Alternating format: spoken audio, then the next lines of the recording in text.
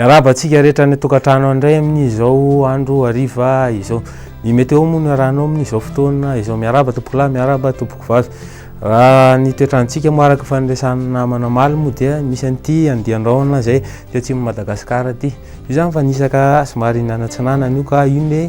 ka fa voalaza maly moa dia miteraka orana amin'iny faritra atsimo atsinana ny nosy iny ny faritra sisa moa dia zany indrindra amin'ity faritra andrefanyity dia somary andrahoandrahona hatrany ny andro fa aloha jerentsika amin'ny antsipiriny mety toetrantsika rapitso maraina raha ny maraina zany dia isy orana malefaka amin'iny antala iny fa endrika tandrifon-drahona kosa zany aty amin'ny faritra atsimo atsinanana sy amin'iny ilany atsinanany Orombe iny ny faritra voatany moa dia somary andrahoana vitsy ny andro fa amin'iny faritra andrefany iny dia andrahoana hatrany ny andro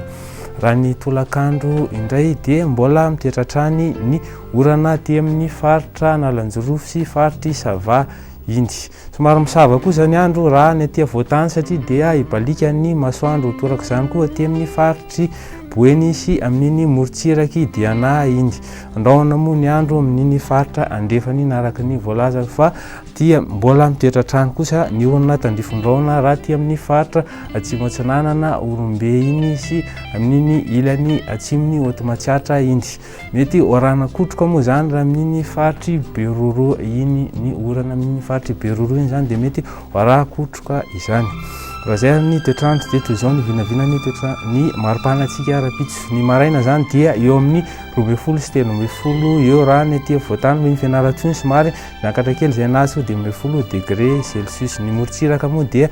hitantsika amin'izao fa zay eo amin'ny 20 ny ambany indrindra raha amin'iny Morotsiraka iny